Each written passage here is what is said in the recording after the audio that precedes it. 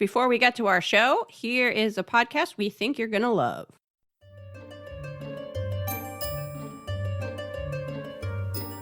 Hey everyone, this is Sarah from Good Nightmare Podcast, a podcast where I like to talk about all things strange and unusual, whether it's mysteries, historical crimes, or fairy tale origins. I hope you'll come along for the ride and join me as we delve into some spooky tales. Happy listening.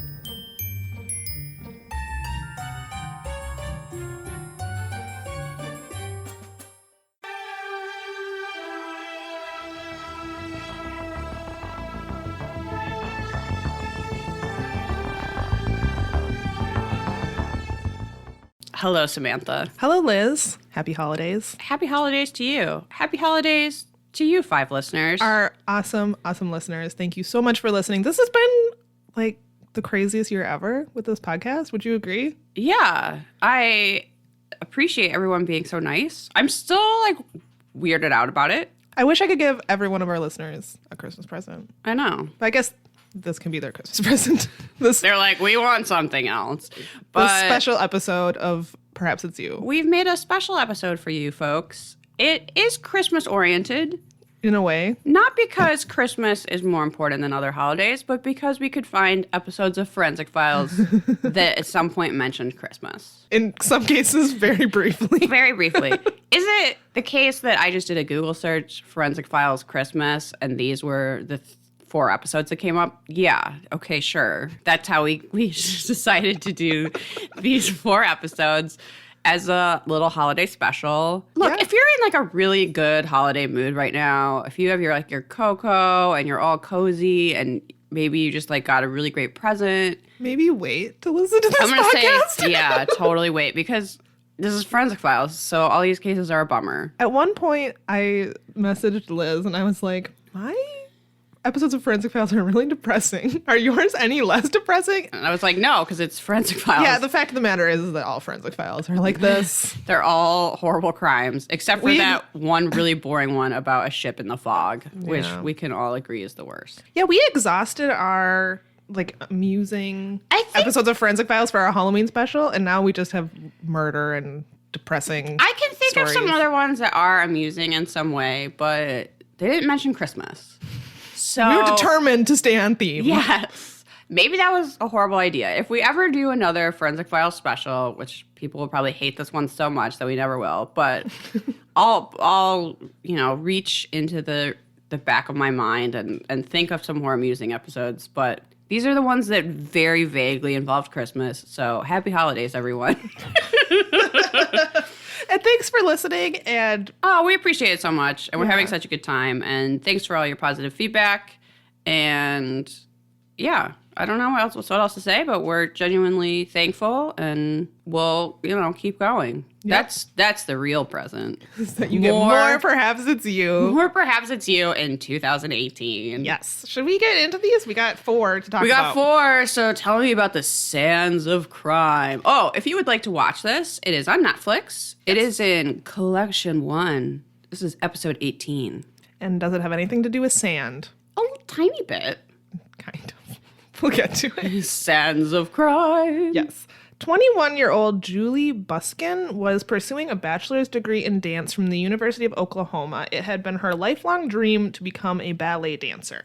According to her parents, Julie's goal was to teach special education and open a dance studio. So she was a great person. Julie completed the coursework for her degree by Christmas, so her parents drove from Arkansas to help her move home. Christmas. And that will be the only mention of Christmas in this entire episode. Miss. She was such a good student. She was all done for the year by Christmas. And I think she was done with her degree by Christmas, actually. Yeah. She was about to graduate. And then her parents came to get her and all her crap, and it's sad. Yeah, when they got to her apartment, however, both Julie and her car were missing. Upon arrival, a police officer approached them asking if they were the Buskins. When they said yes, the officer instructed them to contact the university police because their daughter was missing. Which is horrible, to have someone just show up and be like, yeah, your daughter's missing. You need to call some people. Call the UP, which are probably useless. Lovely. What a wonderful Christmas. Yeah, exactly. Julie had taken her friend to the airport around 4 o'clock that morning and told her friend that she was going back to her apartment. Around 5:30 a.m., one of the other tenants in Julie's building called 911 to report an awful scream that they had heard coming from the parking lot. They played the 911 call, and this guy was like, "We heard a horrible scream. We're kind of afraid to go out there, but send someone right away." It sounded like it was... Yeah, the 911 operator was like, would you go outside? And he was like, no, I'm scared to do that. Yeah. It was an odd request. Yes, it was. One other neighbor heard a male voice say, "Shut up, get in the car," and several neighbors heard a woman scream. The investigators tell the show that they have no way to prove that the scream had come from Julie Buskins, but that they believe that it did. 12 hours after she disappeared, Julie's body was found on the bank of a lake about 15 miles away. Her hands had been tied with a pair of shoelaces, and she had been shot execution style. There were signs of sexual assault. It's just awful. I know. The show interviewed her parents, which will basically shatter your heart. Julie's mother says that you feel helpless, there's nothing you can do, and nothing's going to help, which is true, I'm sure. Merry Christmas, everyone. What a wonderful Christmas special we have created for you. They like true crime, I'm assuming. So now we start the investigation. Julie had many friends at school. Her mother said that she didn't have time for a relationship, but that she had many male acquaintances. She didn't have any bad breakup in her past or any issues with men that would lead the investigators one way or another. So rare, really. Indeed. It sounded like she was really focused on her schoolwork, on her dance. She had goals, and she didn't have time for no man. Which, good for her. I respect, Julie. Her apartment was in perfect order. There was no signs of a struggle, and her car was found parked at a different apartment complex just a few blocks away. There was red sand on the floor of the car that resembled the sand on the beach where her body had been discovered. Would you call that the sands of crime? I guess. No, except that it ended up not being evidence whatsoever. That's dumb, and we don't understand why this episode is called that. It was collection 1. Like this is early days for Forensic Files. They didn't know. They're still working on their pun game. They didn't know if they'd have to come up with, I think there's like 400 episodes of Forensic Files. 400 puns, you guys. That's a lot. It's a lot of puns. They had no idea what they were in for. No. So a reporter very smartly asks why the killer returned the car basically to the scene of the abduction, which I just wrote, good question. There was no blood in the car, though, no foreign hairs or fibers, and no fingerprints. Julie's cell phone records revealed that someone had used her phone after her death. There was a call to a weather forecast service and a call to a number that wasn't in service anymore. There were also 2 sets of footprints in the sand by Julie's body. One clearly belonged to her, and then there was a single set that led away from the crime scene. It was a size 9 Nike running shoe. And Nike actually identified the specific shoe for them, which I said was pretty cool. A crumpled pink leotard with Julie's initials was found near her body. It had semen on it, and DNA was recovered.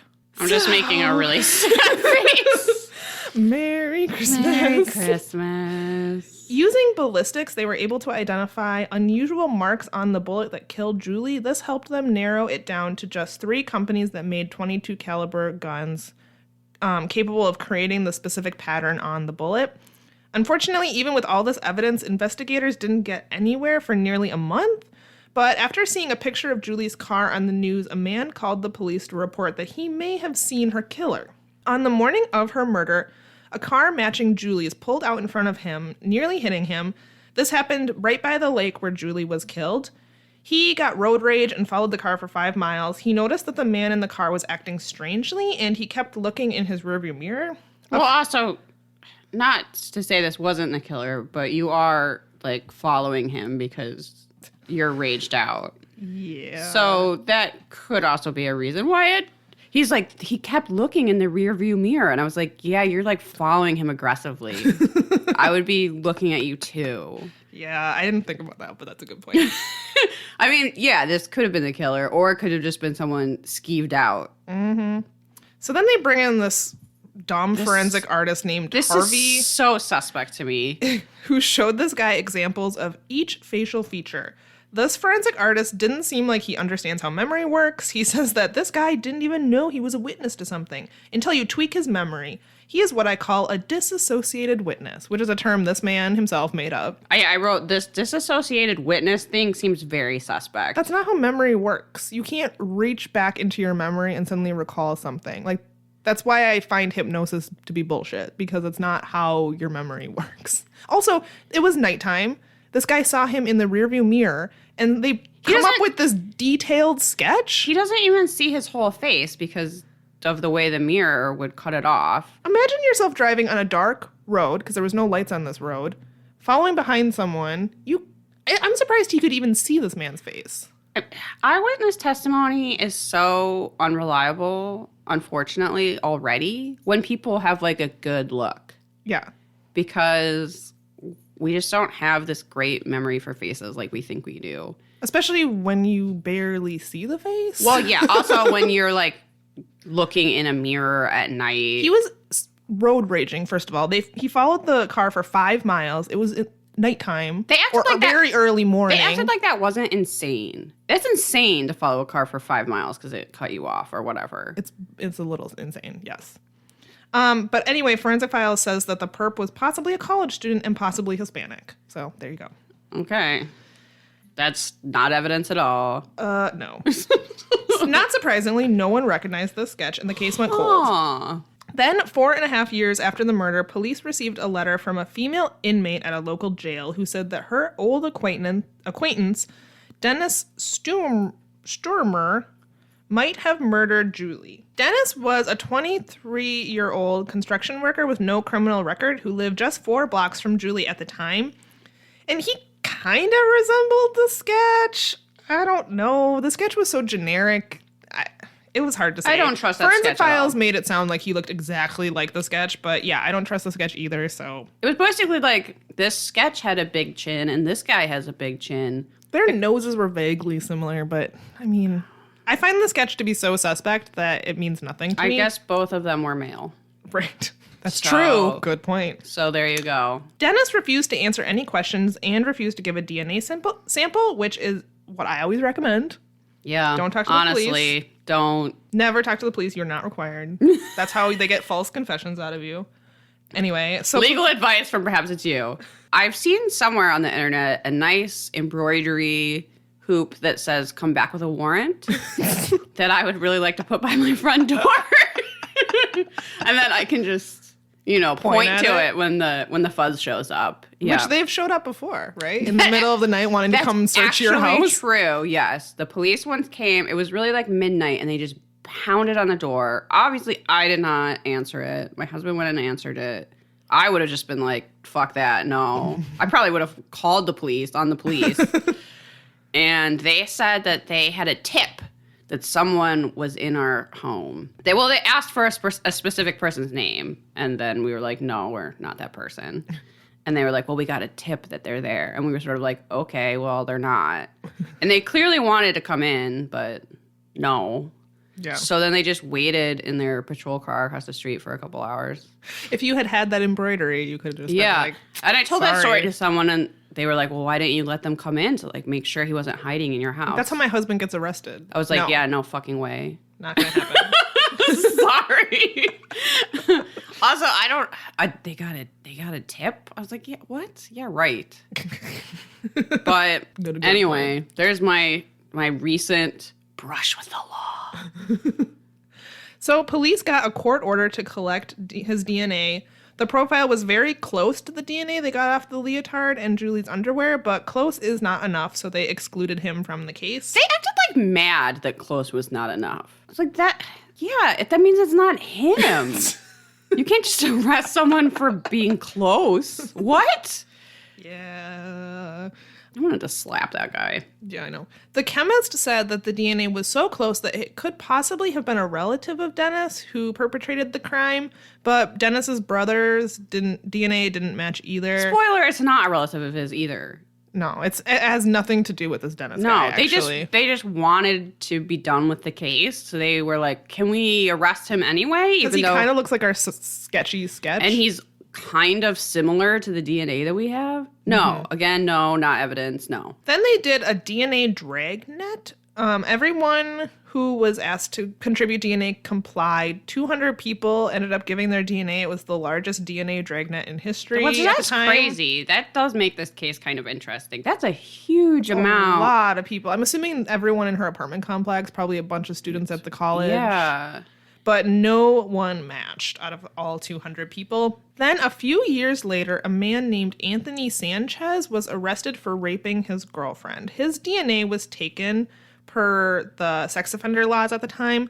Investigators noticed that he had also lived a mile away from Julie's apartment when she was murdered. Somehow they get his ex-girlfriend's journal in which she had written that Anthony got her and himself matching Nike sneakers. This was a very detailed, it was like a planner, but she like wrote down what happened each day. Yeah. And she wrote, he got got me us- sneakers and him the same pair, but boys. It's very strange that this is the evidence they collected was his ex-girlfriend's Yeah, journal. they didn't explain how they came upon that. It's very, very odd. But of course, the sneakers he got were the same ones, I think, that the Yeah, it same was pair of Nike shoes that matched the prints, and he was also a size 9. But how many Nike sneakers are there? It seems like a lot.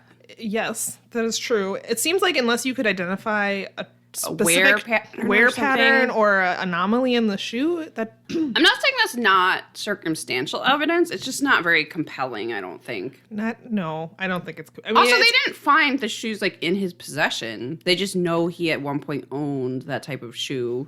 Yeah, I didn't say that they actually had the shoe. So, and I mean, if they had the shoe and it had red sand in it, that would make sense, but they never mentioned the shoe again, so I have no idea. Also, then it would explain why this is called Sands of Crime.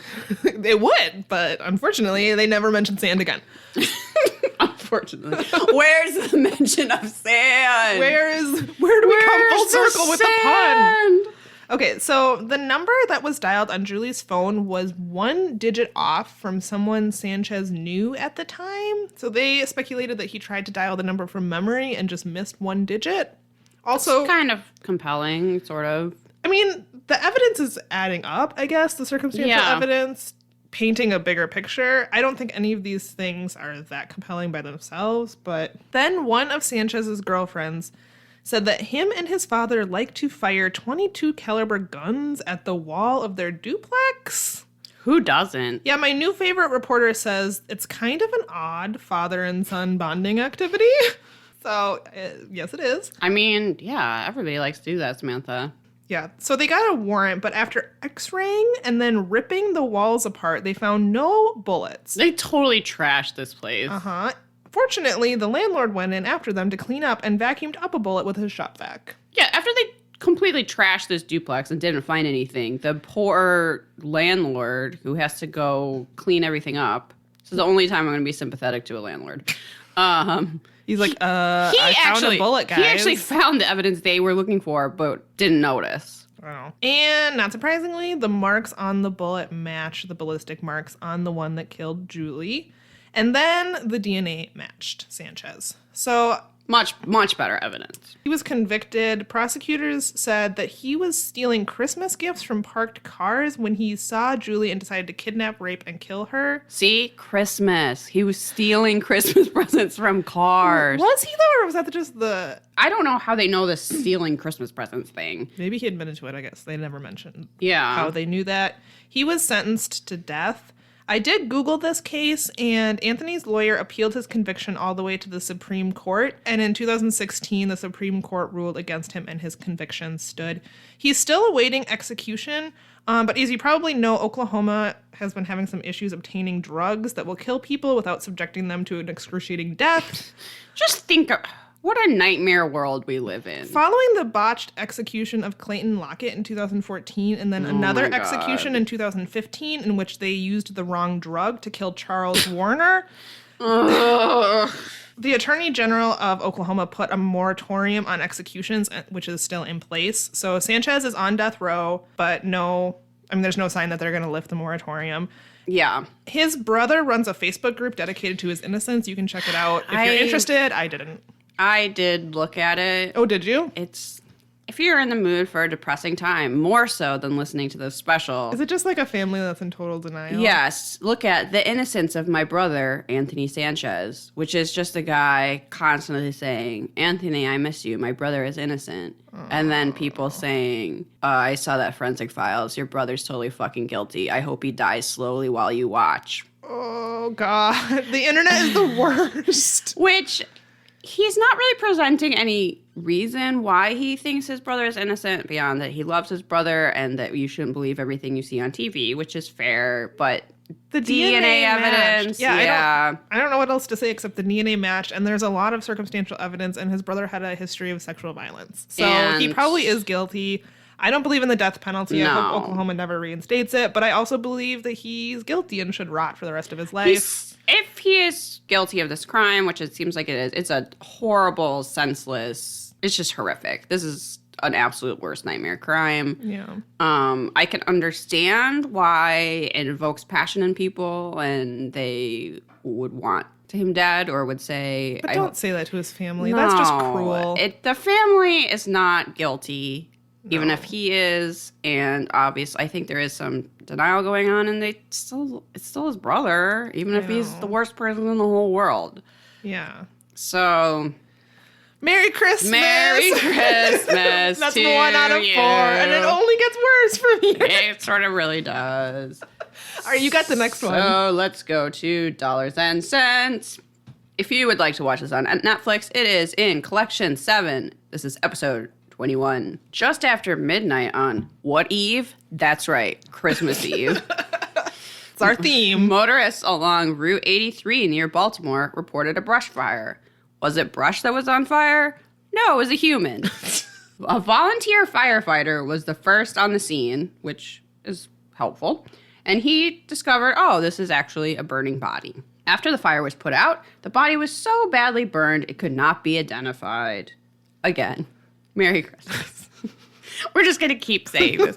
Last night, Samantha and I watched the movie Gremlins, and just periodically throughout the movie, I kept going, this is a movie for children, because I guess maybe that's debatable. Maybe it's for like a little bit older children, or maybe it's like you're supposed to watch it as a family. But there are some like really dark moments in that a what? kind of Christmassy movie, like a part where a gremlin's head is just like burning in a fireplace.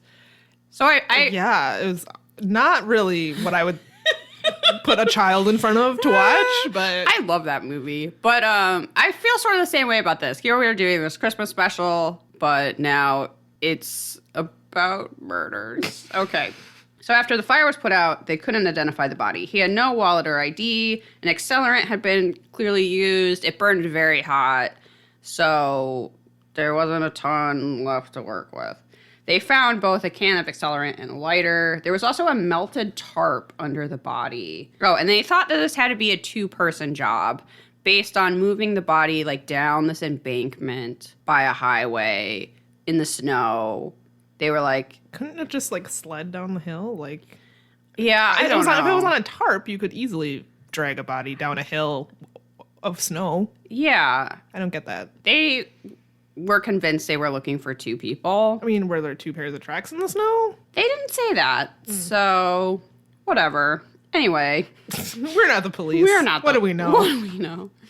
The medical examiner found 3 bullet wounds in the head, but no smoke in the victim's lungs. So they were dead before they were lit on fire, which is a very small mercy.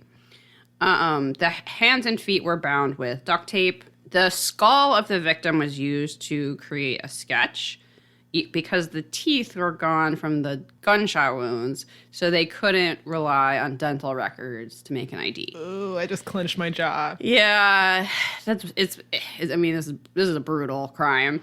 So they worked with the skull to create this sketch, and also some of his hair remained on one side, so that let them know that he had a sort of cornrow hairstyle, which helped a lot with this sketch. So that was released to the media, and 3 days later, a woman said that this resembled her boyfriend, Wesley Person, who was missing. She also said that he had an earring, and they were like, oh, we purposely left that out of the sketch. Oh, smart. So we would know if we were getting a legitimate tip. Okay. The police were familiar with Wesley because 6 years ago, 6 years previously, he had been tried for drug trafficking, and what remained of the victim's fingerprints from the fire did match Wesley's fingerprints that were on file. Wesley's cousin, who just seemed like this super nice stand-up dude, anyway, was one of the last people to see him. The two went, what kind of shopping together? That's right. Christmas shopping together. We need like Christmas music to just chime in every time we mention Christmas. Yeah. And he mentioned that Wesley was carrying a surprising amount of cash on him while they were shopping, particularly considering Wesley was unemployed. And that when he left Wesley, he went off with two friends that he did not recognize. And that the scene seemed kind of tense, but he couldn't actually hear what they were talking about. Like, they parted ways in the parking garage. Wesley went off with his friends. His cousin got into his car and sort of looked over and was like, that doesn't look super friendly. I don't know who those people are, and I don't know what they're talking about, but it just seems a little weird, but whatever. And he got in his car and drove away, and then no one saw Wesley again. However, when they talked to Wesley's family, the two people described seemed to be descriptions of his friends, Justin Glover and Lawrence Morrell. Both had had minor brushes with the law, but had not served time and had no violent offenses. They said they dropped Wesley off at his house, and when they went to his house, which had they not done that yet? I don't know. Anyway, the shopping bags from his purchases for shopping were there. So that seemed to confirm that, like, yes, he had made it home. He had dropped off his stuff that he bought, at least.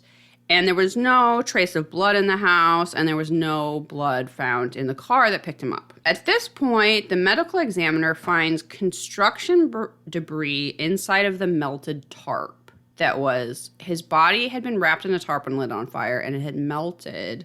And sort of when they go through that melted plastic blob, they find some construction debris, like, trapped inside. So it's like a tarp that was used at a construction site. And that included chunks of painted drywall that had layers of different colored paint from, like, over the years. Wow. And also weird old plaster that had these threads in it. And when they examined it, it turned out to be animal hairs.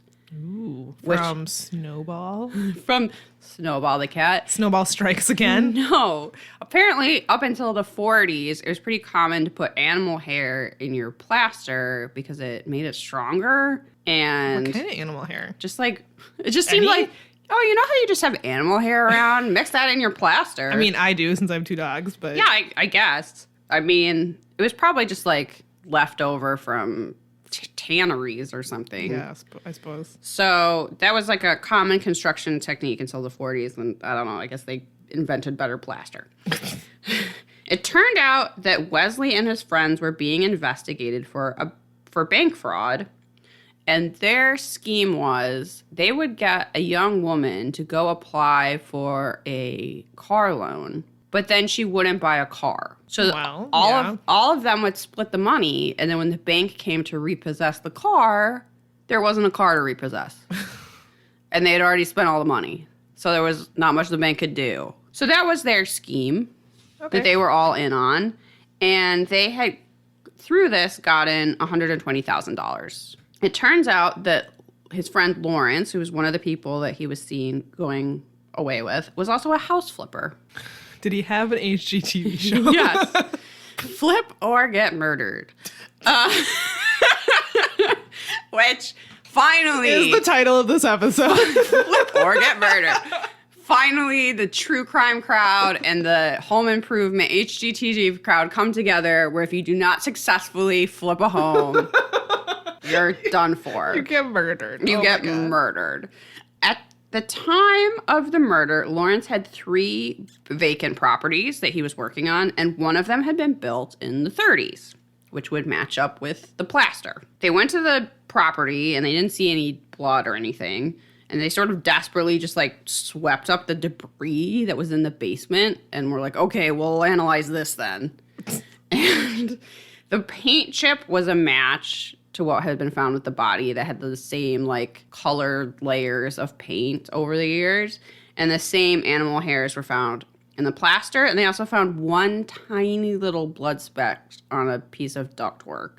Just, like, one single drop of blood. And then the cop was saying, look, Justin Glover is an idiot. which is not a direct quote. Lawrence Morrell is the smart one here. So they were. So That's how a murderous duo is always, right? There's a smart one and a dumb one. And I was like, so that makes him the killer? Because he's like, look, we're talking about two guys who were friends. One of them's a goddamn idiot. This crime's too good. It wasn't him. We got to look at the house flipper guy, the hit show, Flipper Get Murdered. I mean, that is a red flag right there. So he seems to host a TV show called Flipper Get Murdered. I think we should look into him. We should look into him. That's suspicious. So anyway, they traced the two of them using their cell phones, which ruined their alibis. It proved that they were not where they said they were. And that also they were together by the dump site, and they both checked their voicemail at 4:30 a.m. At the same time. At the same time. And they had a hilarious reenactment of two guys on the phone on the street, like leaning on different things to show you they checked their voicemail at the same time. The lamest evidence I guess, ever. yeah. They act like this was very dramatic. Okay, so their alibis, they said that they were with their girlfriends. They weren't. They were with each other. They were by the dump site. So they're arrested and charged with murder. I feel like this is very circumstantial evidence, honestly.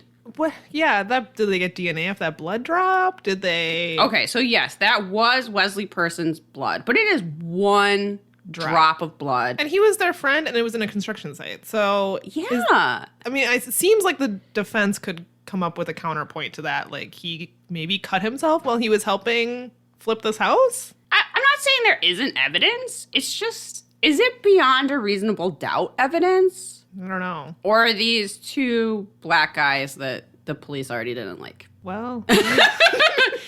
Anyway, they speculated, I don't think they have any proof of this, that Wesley had done a scam without cutting them in, and they were mad. Because he had all that cash? Or Yeah. It seemed like they all had a lot of cash. If Right. they made that much money. I don't think there's any evidence of that. But that was like why, that was their idea of a motive of why they would have decided to kill their friend, was that he didn't cut them in on one of these scams. But I don't think there's any evidence of them doing another scam or I mean, that if there happening. had been, that would have been presented. Right. Also, for this to work, so the houses that he's renovating are in Pennsylvania. They're in Baltimore. So we're talking about that they like abduct him, take him 65 miles to this house that's being renovated, murder him in the basement, and then wrap his body in the construction tarp and drive it back to Baltimore and light it on fire? Yeah, that's a good point. That's very strange. I'm not saying it didn't happen, because it does seem like he was in that house. Did they present the timeline? Because he was seen with these two on Christmas Eve, and then when was the body found? Like, did they have time to drive that distance? They didn't really talk about that. I would be curious to know that, because It does seem like his he had body been- was in that house, and Lawrence Morrell is the person that owned that house to flip it. But it's probably them, but it's not the most compelling evidence. Yeah, it doesn't really sound like it. I would say it's a strong circumstantial case, Yeah. as the expert that I am from watching television. I mean, he was seen with them. They were the last people to be seen with him. Yeah, he they owned the disappeared. property that it seems like he died in. There was construction material in the tarp. I Yeah. mean, it's strong circumstantial evidence. But they don't find the murder weapon. They don't find any of his blood in like their vehicle or on them. We're talking about one drop of blood in a property his friend owned. Who was doing construction in it? Yeah, you're right. It's not super It's compelling. not super compelling, but I would say the suspects are connected. This is what I wrote down. Suspects are connected to the murder scene, but not the murder itself. There's nothing to connect them to burning the body, for example. Yeah, interesting. But they were both convicted to first-degree murder and sentenced to life. And then I also wrote down, where's the gun? Because that's never found. Huh. Yeah, I don't know. Well, If anybody else has some thoughts on this episode, this dollars and cents episode, and whether or not, how compelling do you find this evidence? I would be interested to know. I'd be interested to hear some feedback too. Because They're still in prison, I presume? Yeah. Huh. Okay, well, interesting. That's that one. Ready for a missing child? Like every Christmas special, this includes a missing child. I should have realized this is called Innocence Lost. Yeah. And I should have immediately just gone, no, let's just do 3. Because there's... I've watched this episode before. Who I immediately watched this knew. in their Christmas special? I'm so sorry. I know, this one's bad. Did you write down what collection this one's from? Because I didn't. Yes, this is collection 8, episode 13. Innocence You probably Lost. shouldn't watch it. I would not recommend it. Unless you're... I've watched it twice now because I've seen this one before, and I was like, ugh, this is the one we're doing? I'm sorry. That's all right. Okay, so Tammy Brennan and her 5-year-old daughter Melissa had moved from Texas to Virginia. Tammy was a newly single mother, recently divorced, and she worked as an accountant. Friends described Tammy as a good mother who mostly kept to herself. The apartment where her and Melissa lived frequently hosted social events in their community space. They particularly did a lot of special gatherings around the holidays. Tammy's friend says that the night of December 3rd... Her friend seemed a little judgy, by the way. Her friend was really judgy. I was not a fan of the friend. I'm sorry. She said on December 3rd, 1989, they hosted a Christmas party. The residents were all looking forward to it. Tammy and her mother attended the Christmas party along with about 200 residents of the complex. When it was time to leave, Tammy asked Melissa to get their coats. Shortly after handing the coat to her mother, Melissa disappeared. Tammy searched the clubhouse for her daughter, but she was nowhere to be found. In a utility room near the lobby, a full-length window was wide open. The window faced a wooded area and was away from where the party was held. Yeah. This is the worst nightmare. It really is. The police searched the area and questioned everyone at the party. It was very cold. Which so 200 people were at this Christmas party. It was a very successful apartment complex Christmas party. It must have been humongous. Yeah. Yeah. And to have 200 people attend? This seems like the sort of thing that your apartment complex would like throw and like try to get people to go, and everybody would be like, yeah, whatever, I don't want to go. But thanks. 200 people went. I know, and it seemed like a lot of kids were there, and it was a really fun time. Yeah. I know. So the authorities were worried about Melissa because it was freezing cold that night, and if she was out, you know, if she had snuck out or something, she might freeze, but I don't know. It seems obvious that that's not what happened. Although no one at the party saw anything unusual, police feared that Melissa had been abducted. Tammy went on TV to plead with her daughter's abductor to bring her home, but police could find no trace of Melissa, even though hundreds of people came out to search. People from the local military bases came out. There were helicopters and airplanes. The community support was really, really strong. Everyone put yellow ribbons up. Yeah. Hoping that she would be found safe. Here's a depressing question that I had while watching this. So we've talked a little bit about when kids run away, police departments saying, oh, they just ran away and not really caring. Is there like an age limit? Is there a point where you age out of being worth looking for? Like everybody was very concerned to find this little girl. Good. I'm glad. She was 5. And Yeah. But if she had been 14... would they have looked for her? I don't know. That is a Isn't that depressing thing to so, think about. Like, it's like, oh, well, they're 10. Oh, but they're 11. They just ran away. Yeah, you want to hope that this strong response would happen for every missing child. But yeah, you have to think that if they had been older, if they had been kind of a bad kid, right? If they had if they got F's in school and kind of ran with the wrong crowd. I hate it. Would it everyone so come out to try and find them? Let's look for everybody, please. I know, we should find every lost kid. Every lost person. Yeah. No one's leaving to start a new life. Ugh. You can't even do that anymore. Police questioned Melissa's father, but he was in Texas the night she disappeared and was cleared as a suspect.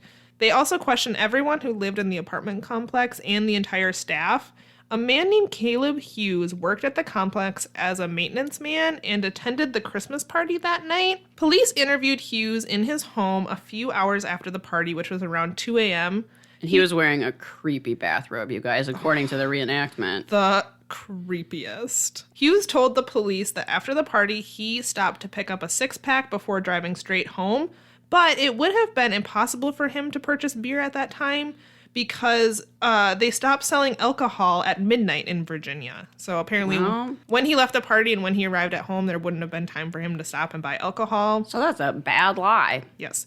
Hughes let police search his house, and they discovered that he was in the middle of washing the clothes he had worn to the party, including his sneakers, his belt, and his knife holder. At 2 a.m. Quite suspicious. probably, I mean, I'm glad that he did, but he probably shouldn't have let the police in. Probably not. Yeah. Don't talk to the police and don't let them in without a warrant. Yeah. Although I'm glad he did. Yeah, I'm glad. Also strange was that the side of Hughes' sneakers had been shaved off, and tests revealed traces of human protein, which possibly could have been blood. Hughes also told police that he hadn't spoken to Melissa at the Christmas party, but several witnesses contradicted him. Lies. All lies. Yeah, he's not doing a great job of lying. No. Forensic scientists examined Hughes' car, which was filthy. The car was sprayed with luminol, which revealed blood on the steering wheel, pedals, and floor mat. Unfortunately, no DNA could be recovered. I wrote down dirty cars prevent evidence from being found, which means try convicting me of anything. My car is filthy. Scientists also Find a random fiber in that garbage heap. Good luck. Well, scientists combed the car for fibers and hair and discovered quite a bit of dog hair, but also 3 rabbit hairs that had been dyed black. Forensic Files tells us that the rabbit hairs were microscopically similar to German rabbit hair coat that Tammy had worn to the Christmas party. Not evidence, really. No, we really need your friend to come talk about this fiber evidence that we're about to get into.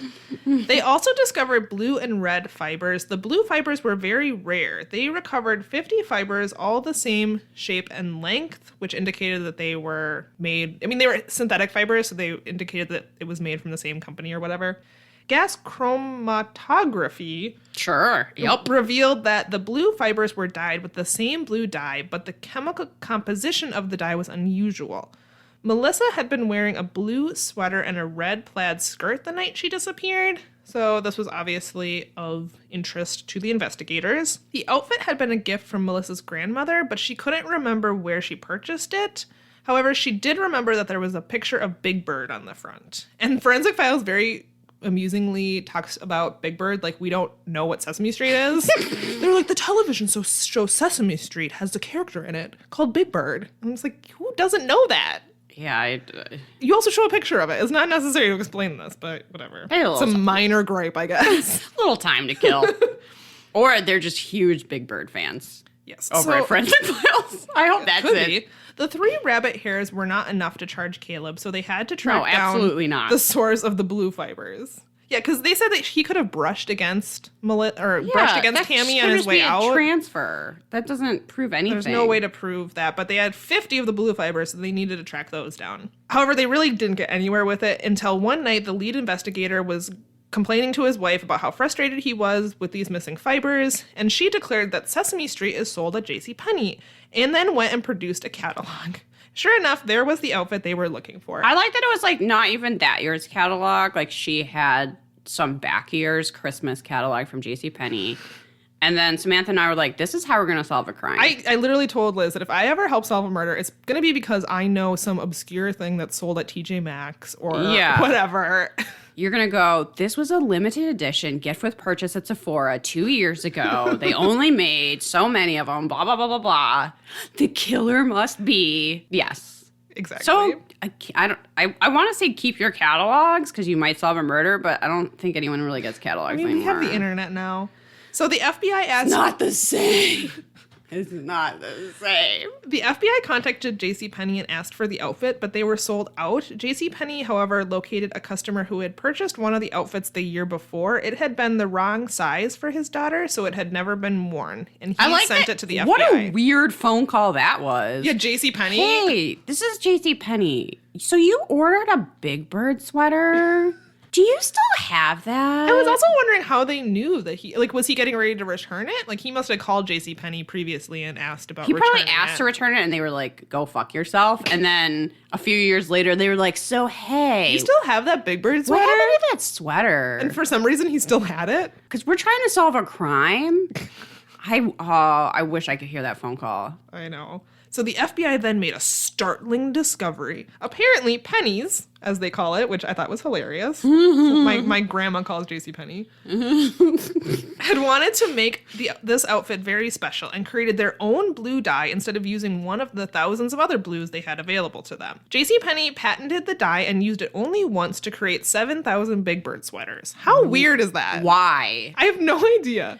This was Plum Navy 887, by the way, which they have the patent on and never used for anything else. It was a nice blue, but I mean, I don't know. Very strange. So weird. So, of course, the fibers matched. The thing I wanted to mention, at least from my not professional opinion whatsoever, fiber analysis seems skeptical usually, but this seems like something more. Like they're comparing a unique dye that was only used once and using this is like chromatography. as good as fiber evidence could possibly be, it seems Right. like, because it's so unusual. So yes, we usually bitch about how inaccurate fiber analysis is now that you know it's one known to be junk seems science. pretty good. But this seems like a little bit more. Considering. This seems like it could actually hold up to scientific scrutiny. So props to the FBI. They continued to search for Melissa's body. Caleb failed a lie detector test, and the polygraph. Which means nothing. Yeah, the polygraph administrator though had a great mustache. Oh, yeah, true. In Virginia, the prosecution has to be able to prove where a homicide occurred, but the blood could not be matched to Melissa, so they could only prove that she had been in the car. And they only basically had enough evidence to prosecute for kidnapping, which carried just a 10-year sentence. Which is bullshit. It is kind of bullshit, actually. Like, if you kidnap someone and you get that person back, maybe I understand having this minimum sentence. If you kidnap someone and they are gone forever, you have a maximum 10-year sentence? Ugh. So then the investigators decided something that might be a bit of a stretch. You can decide. That's up to you, dear listeners. Because Melissa had been last seen wearing a puffy pink winter coat over the blue Big Bird sweater, they said that the coat had to have been removed by Caleb and that this indicates that he had sexually assaulted Melissa. Yeah, I mean, he probably did, but that's total speculation. Yeah, they speculated that because she was wearing a coat, like if the coat had still been on, it would have captured all these fibers. But since there were 50 fibers in the car, she wasn't wearing the coat, which maybe is true, but that really seems Does that shaky. prove sexual molestation, though? I don't think it does. Coat removal? I don't think it does. But I mean, this person seems like garbage, and I don't really want to defend them, but we need a justice system that fucking works. That's the problem, because if they're going to use sketchy evidence to convict a monster, they could use sketchy evidence to convict someone who's innocent. So it's it's hard because you want this guy to be put away. Absolutely, but you can't. This is also a system, as a whole. So we can't. So frustrating. Like, everyone has to be held to the same standards. I don't know. This is crazy to me. Anyway, Melissa's body was never found. Caleb Hughes was charged with kidnapping with the intent to defile and was found guilty and sentenced to 50 years without the possibility of parole. I guess with intent to defile is probably true. He wasn't holding her ransom. It wasn't kidnapping for money. Yeah, so here's the thing. I Googled the case, and in 1993, the Virginia Court of Appeals reversed Caleb's conviction and sent the case back to Fairfax County for a new trial. In their opinion, the 3-judge panel found that the evidence presented during the first trial proved that Hughes abducted Melissa, but did not prove an intent to sexually assault her. I think that's probably true. But then the state appealed that decision, and it was reversed. Oh. In the opinion of the new judges, they stated that a 5-year-old girl is taken by a male stranger. No effort is made for ransom or theft. Robbery, parental abduction, or personal animosity are excluded as motives. The only natural and reasonable explanation that flows from the evidence is that the abduction was for sexual reasons. However, the decision was split. 4 judges decided in favor of upholding the conviction, and 3 decided against. And the judges that opposed the decision basically said what we've been saying, that maybe that's true and it does seem like it, but there's no actual evidence. Right. So, but his conviction was stood, and as far as I know, he's still in prison. Okay. So, I mean, that's interesting. This one's rough. It's very rough, and they never found her body. Ugh. Awful. That poor mother. Once again, Merry Christmas. Yeah. This is a movie for children. Sorry, I should not sing. That's not what this podcast is for. That would be the least popular podcast of all time. Well, that's all I have for that one. Very uplifting. You got one more for us? Yes. We're going to talk about deadly delivery, which will make you highly suspicious of all of the Christmas packages coming into your house. If you want to watch this, you have to look it up on YouTube. Ooh, which you can do without Netflix, so that's good. Search for forensicfiles, deadly delivery. Forensic Files has actually uploaded a bunch of episodes onto YouTube, I discovered. Forensic Files? So, yeah, that's a way you could watch some Forensic Files if you do not feel like paying for Netflix, which I feel ya. So, December, of course, because this is a Christmas episode, 1989. Federal court judge Robert Vance and his wife Helen were preparing for what holiday? That's right, Christmas, when they received a package, and it was, quote, a delivery he never expected. Yeah, because it was a motherfucking pipe bomb. Ugh, Merry Christmas. Merry Christmas. So he opened the package, and it was a pipe bomb, and he had never received any threats, so there was really no reason for him to be suspicious of a package, and it was at his home. It wasn't at his office or... And this was a much less suspicious time, right? This was quite a few years ago. Yes. So he was killed instantly. Miraculously, Helen suffered injuries, but she was able to get to a neighbor's house despite the fact that nails penetrated her body. Oh, God. Yeah. So 2 days later, a security guard at an Atlanta courthouse notices a suspicious package. They put it through their x-ray machine, and they find that it... I don't understand this part. Contained flashlight batteries. Aren't those just batteries? Do you put special batteries in your flashlight? Because I just put I don't. AA batteries in mine. But they said that was the telltale sign of a pipe bomb. Flashlight batteries? Yes. So confused. I'm confused. Anyway. So, but as we know, making bombs is hard. That's true. All right? Snowball this understands. guy was but great at it, though. Okay. Experts dismantled the bomb. It was the same type of bomb that was used to kill Judge Vance. And they knew this because it had two unique characteristics that they had never seen in a bomb before. One was that the bomb in the inside of the box was spray painted black. So this... What's the point of that? To cover up any fingerprints or other forensic evidence that might have been left in the package or bomb. He covered it all with paint so that it would be harder to use. It also had square end caps to the pipe, which they said was used to delay explosion and increase force. I don't know why square end caps would do that, but let's just take their word for it that they do. And Sure.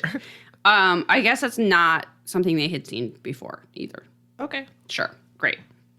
So the package had no hair, no fibers, or fingerprints. It was also similar to a tear gas bomb that had previously been sent to the NAACP in Atlanta. That bomb came with a letter declaring war against the 11th Circuit Court. And at the time, they were like, why is this letter about the 11th Circuit Court, which is in the jurisdiction of that area, but otherwise has no connection to the why would you send that to the NAACP, right? Weird. But what they decided after the judge was killed and they found this bomb at a courthouse was that seemed to be a test. So that bomb had been tear gas, and he was seeing if it could successfully go through the mail without going off. Oh, okay. And it did. So then he was like, great, now I'll send it to this judge. Sure. Test your bombs first, I guess. Right. So shortly after that, Robert Robinson, who was a civil rights lawyer in Savannah, found a package on his desk and opened it and immediately died. That bomb was ignited by pulling the string that was outside the package. So it wasn't opening the box necessarily. It was pulling the string that was like tied around it. And when you pulled that off, that like pulled the ignition for the pipe bomb. Oh, God, this is horrible. I am already suspicious of my Christmas packages. And we're not even halfway done. So he was killed instantly. The same day, Willie Dennis received an identical package. She was the president of the NAACP in Jacksonville, Florida. But she was late for a meeting and she left without opening it. So she got home. The only time someone's ever been happy to have to go to a meeting. Yeah, really. So she got home that night. She didn't go back to the office. And she didn't open the package. And she gets a call from her friend that was like, oh, did you hear what happened to Robert Robertson? And it's so sad. He got this package and he died instantly. You haven't gotten any suspicious packages, have you? And she was like, oh, shit. There's one sitting on my desk right now. So she called the police. And it was identical to the previous bombs used. Fortunately, she was fine, and they were able to dismantle that bomb without anyone being hurt. That's so crazy. There were 4 letters in her package, which I don't understand. Like, if the bomb's going to go off... bother putting letters on it? If the bomb's going to go off, aren't the letters going to explode? Yeah, I think. I don't know. If it has enough force to kill someone, I wouldn't imagine a letter would survive. I mean, I guess the person's getting killed by a bunch of nails flying out. So maybe... I don't understand. Clearly, we know nothing about bombs. We know nothing. So there was 4 letters in that package. It confessed to all the previous crimes. Why would you send a confession letter with your bomb? I don't know. That makes no sense. All the letters and the labels had been typed with a typewriter that had a unique characteristic, which was that the number 1 had been replaced. So at some point that key had broken, and they had put in a different number 1 key, so it didn't match the font or whatever you want to call it of the other keys of that typewriter. This is a lesson in why you should not kill a judge. That's a crime that's taken super seriously. Yes, it is a lesson in why you should not kill a judge. The FBI examined 1 million documents to find something typed that had that same characteristic. Holy shit. 1 million documents. I assume real people with real eyes were looking at every single one of these. This is in the late 80s. That's insane. So they found 1 letter that also had this replaced number 1 key. And that was a letter that was about an obscure life insurance case and had been written by Robert Wayne O'Farrell in Enterprise, Alabama. O'Farrell was a junk dealer. And the FBI showed up and searched his property and couldn't find the typewriter. And I'm sure Robert was like, what the hell is going on? Because you just imagine this like SWAT team swooping into your They came out in force. Little junk shop. They probably where you're landed like, a helicopter. What? Yeah. His daughter was like, oh, yeah, he used to have a typewriter, but we sold it at like a garage sale or something, and I don't know who has it. And they were like, he didn't have a receipt of sale. I was like, at a garage sale? I was like, for a used typewriter, you think that's suspicious? Who gives receipts out at a garage sale? No. Or like he sold it as a junk shop or whatever, but it's like, it's a used typewriter. It's not a car or a gun. He probably paid them to take it. Yeah. So anyway, after looking at these documents and tracking down, thinking they had tracked down the typewriter, it ended up not leading anywhere.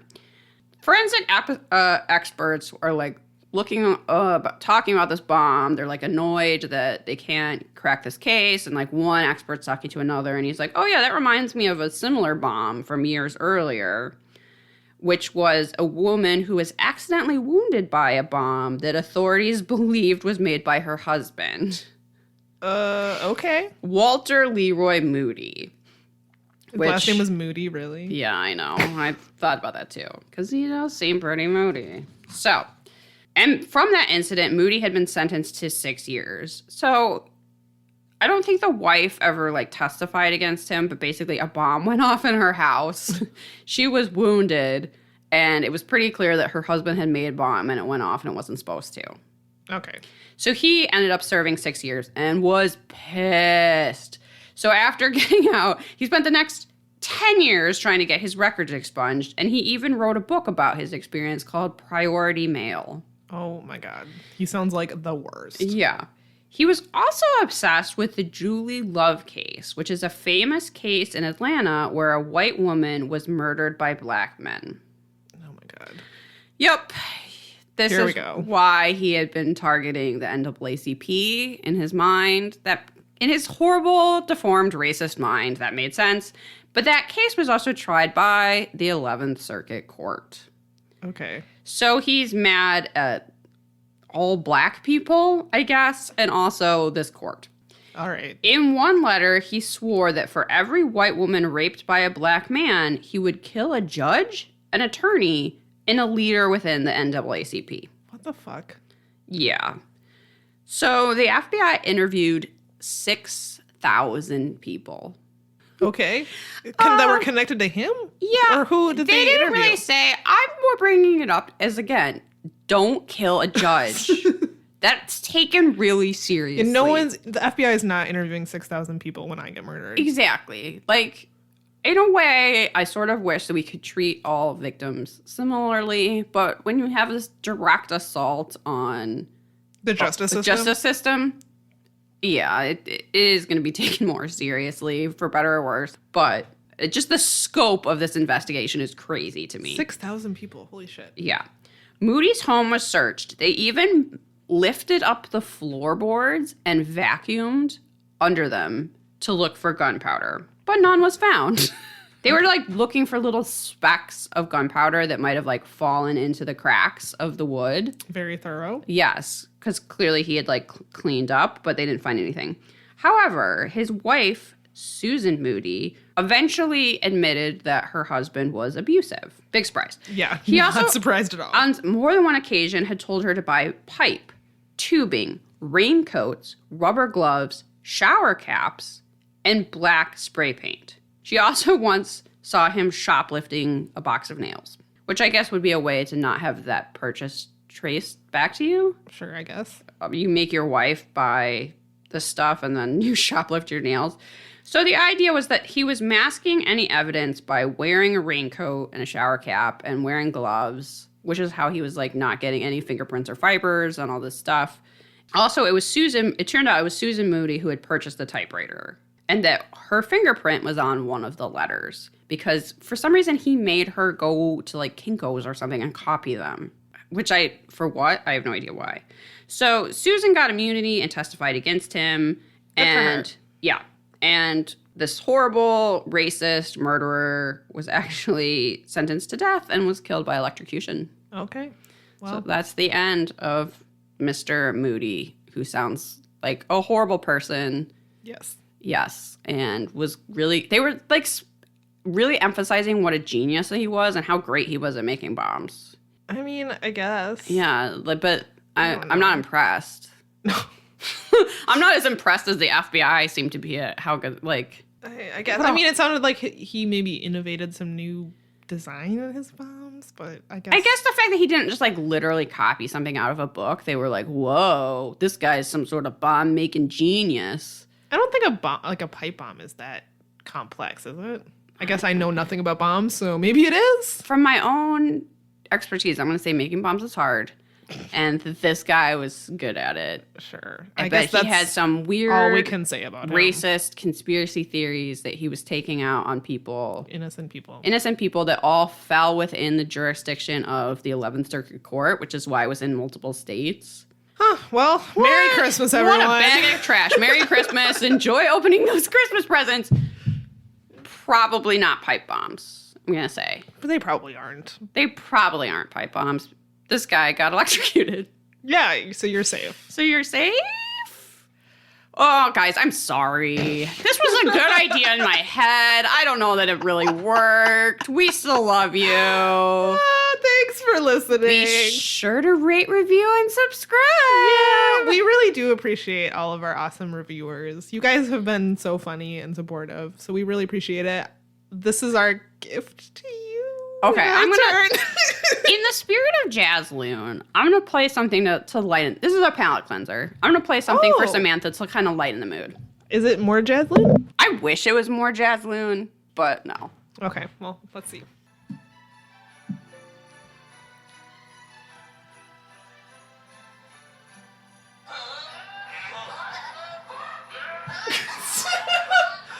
I'm looking at the screen and this says, "We wish you a Merry Christmas Goat Edition." Is this screaming goats made to sound like we wish you a Merry Christmas?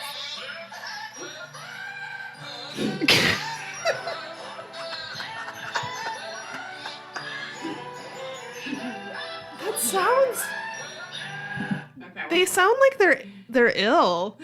I loved a screaming goat video in my day.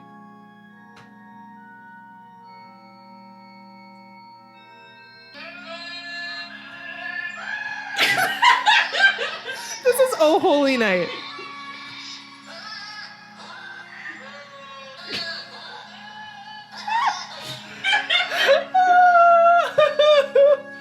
That's a great palate cleanser. You guys, we'll put some links to some goat Christmas songs.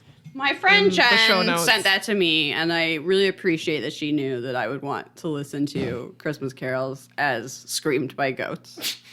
And I don't know who mixed those together, but God bless them. God bless us, everyone. They're a hero. Yeah. What is For your sure. favorite Christmas movie, Samantha? My favorite Christmas movie is probably A Nightmare Before Christmas, which I'm not even sure if that counts, but it's the only Christmas movie I would watch as a child. Not even gonna lie. It's the only movie I would watch at Christmas time. My sister always wanted to watch like the Peanuts Christmas special or whatever, and I'm just like, yeah. Nightmare Before Christmas. That movie is so smart because it really covers Halloween to Christmas. It covers like a quarter of the year. I would only watch that at Christmas time. And also, we would go on vacations for a week with my cousins in northern Minnesota. We would stay at like a cabin or whatever. And that's all we would watch the entire week was A Nightmare Before Christmas. I don't know why. That's but amazing. We fucking loved it. So I have very fond memories of that one. I'm not a big Christmas movie person. We watched Me neither. Miracle on 13th Street. Is that a... Am I getting that name right? We used to watch 34th Street. 34th Street. What? 13th Street, whatever. A different miracle happened on 13th Street. It's less talked about.